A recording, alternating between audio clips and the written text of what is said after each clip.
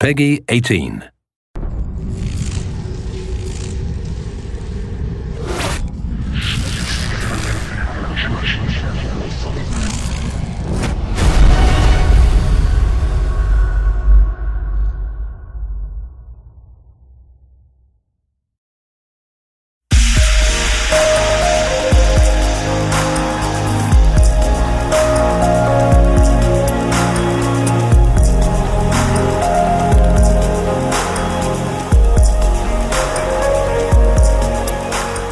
This is the place that feels like home to the player. In between every tactical mission, the player returns to XCOM HQ. This is the nerve center. This is where the player makes all of the strategic decisions of the game. We had this nice long period where we just discussed what do we want to do.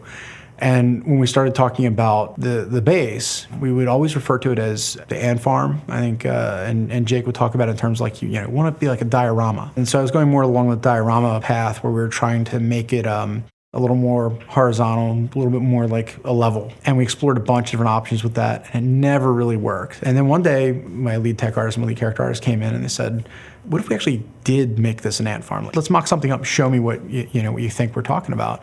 And so they put something together pretty quickly. Jake and I walked in there and took a look at it, and as soon as we saw it, it was like, that's really cool. The idea was to take this base and make it feel like a living diorama where the player felt the soldiers that he interacted with had a home. On top of that, the player customizes the base. It's not a static experience. The player chooses how to excavate the earth beneath the base and add new facilities, and those facilities have big impacts on gameplay. Mission control is really important because that's where the geoscape is, and that's the heart and soul of the game. That image of Earth hanging as a jewel in the universe, it's very iconic because that's what the player's protecting. In a lot of ways, that's the character of XCOM. The entire base was sort of designed around the geoscape. So we started with the globe, and then from there, everything kind of smoked out. You start out with the hub, or the ant farm. It's a really cool base that the player has complete control over. So you have these static rooms that you start with. We mentioned mission control.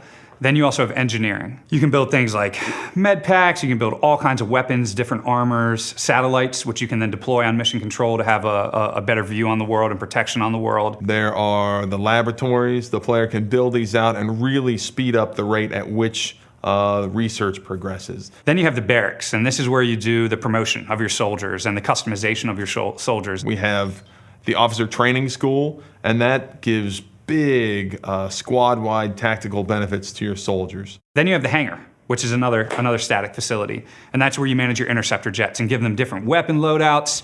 You can even eventually upgrade the interceptor itself. There are workshops, which also speed up the rate that manufacturing progresses. So those are the static rooms that you're going to see in the beginning of the game, and this is just the tip of the iceberg. You can then excavate deeper and add dozens of different room types below these static rooms. We have the Foundry, which is an upgrade center for, you can upgrade how your weapons work. You can create all new items for your soldiers to use. It's sort of like the one-stop upgrade center for your troops. You can capture a live alien and place them in the alien containment facility and see them sort of just pissed off in the containment facility. You can see a muton banging on the glass, or a sectoid trying to somehow mind merge his way out of the containment facility. All of these facilities have adjacency bonuses, as we call them.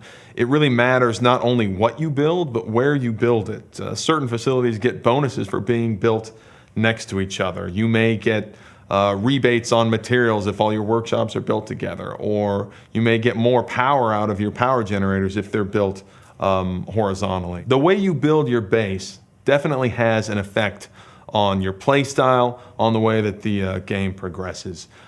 If you really want to research items quickly, if you have a lot of things exposed in the tech tree and you want to study all these different artifacts, you may want to build a lot of laboratories. When you defeat aliens, you're going to bring back resources to your base, right, from the mission. So then you can bring these resources to the scientists in the science lab. Science labs is the first room that players will probably learn about. They can bring these resources that they got on the battlefield, might not know exactly what they are, but this is sort of where the magic of the tech tree unfolds, and you can start researching these different things from combat. Eventually, as you research them, you'll then be able to build these items in engineering. At the same time, if you want to build a lot of new armors, a lot of new weapons for your troops, if you want to outfit your soldiers, you may want to focus on workshops. It's always this trade-off. Those who really want to excel tactically, you're going to want the officer training school immediately. But when you spend money there, you're not spending money in the foundry to upgrade the different vehicles, the different weapons and armor. And in true XCOM fashion, you're not going to build every one of these things. You simply can't. So you sort of have to focus and specialize, and you're never going to have enough money or enough manpower or enough power or enough space to build all these facilities at once. So every time you play, it's sort of this different mix of facilities, and that can change the way the game progresses.